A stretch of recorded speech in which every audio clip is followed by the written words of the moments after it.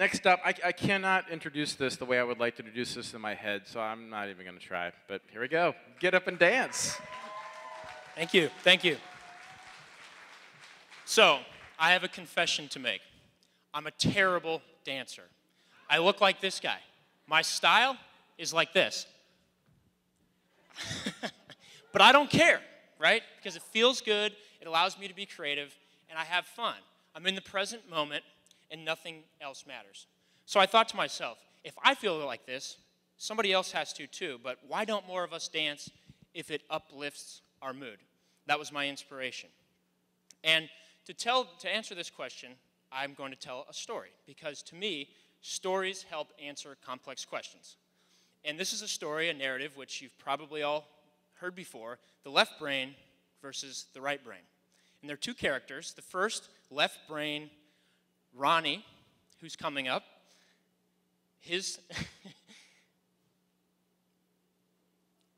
left brain Ronnie. I can see him down here. He's coming. There he is, Ronnie Coleman. Left brain Ronnie. Ronnie is a stud. He works out every day. He loves rules. He loves math. He follows directions. He thinks about the past, and he extrapolates those events into the future. And he's got an incredible memory. Then we've got Clark. Clark is the guy you want at the party because he's creative, he has fun, but his credit cards are maxed out. He lives day to day. He lives for the present moment. Clark is smart, though. Clark is smart. So what happens in a dancing environment when you see a dance floor, a cute girl, guy beckons you to the stage, or a good tune comes on? What happens in your brain? Well, these two characters go into effect. First is Clark. Clark, when he sees a dance floor, goes, oh yeah, this is awesome. I want to get up there. I have to go to the dance floor, right? He thinks it's fun. It's a chance to be creative. So what does he do? He pops out of his chair. He's ready to dance, and poof, he runs into Ronnie.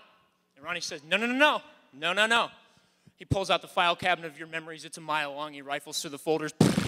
He pulls out one from January 2nd, 2002. It's a Tuesday. You were embarrassed on that date, so you did not dance, and you do not dance today. This is anxiety. Ronnie went to your amygdala, and he asked it. He said, is there a threat? He said, yeah, but it's not present. Ronnie made a mistake. He thought the threat was present. It's not there. That's the key. So what do we do now? You're sitting in the reception or at the bar. You have to choose to accept your anxiety. If you don't recognize it's there, then you don't care, or you're already dancing, which is great, and the story ends for you here. But recognizing that it's there tells you that you want to do something. That's Clark in your brain saying, hey man, get up.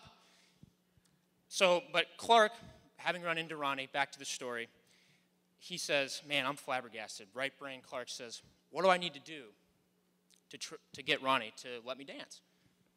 So he knows Ronnie's a bit of an addict, right? He works out every day, which is why he's jacked. So how do you fix an addict? How do you tell him that his behavior he can get his behavior from other sources, right? Well, you have to reprogram him. You have to bribe him, shall we say. You have to recondition and feed his addiction. You have to tell Ronnie, left brain Ronnie, remember left brain, that it's okay, the environment is all right. And so we need a drug to bribe Ronnie. We need seeds, okay? Not those kind of seeds. Serotonin, endorphin, epinephrine, and dopamine, the four chemicals that neuroscientists think make you feel good, right? Clark, he needs you. Right brain Clark needs you to find those seeds. He needs to give them to left brain Ronnie and tell him it's all right. Overcome anxiety. This is the most crucial point. Your brain needs you. You have to recognize where Clark is happy. If there's a cute girl or guy beckoning to you and you like that, then go there, because that's where Clark is going to find his seeds. That's where Clark is going to convince Ronnie it's okay to dance, left brain Ronnie. So if you've gotten to this point, you're probably moving to the dance floor. This means Clark is happy. Clark is happy. He's on the dance floor. He's Antonio Banderas. He doesn't care. He's having a great time. Ronnie, on the other hand, he's over here. Left brain Ronnie doesn't care, but he's happy too. This is him happy. And what you've told Ronnie by doing this is you put a new folder in that file cabinet, and you've said, on September 12th, 2012, at Ignite Cincinnati, I had a great time, so it's okay to do this. It's okay to dance a little bit. And Ronnie is going to remember that. So take these things with you. Accept your anxiety. You're standing there. You have to know it's there. Recognize you're Ronnie. or recognize your Rachel, cultivate your Clark or your Claire, and in no time you'll be like me, having fun, not caring, dancing terribly, but having a good time.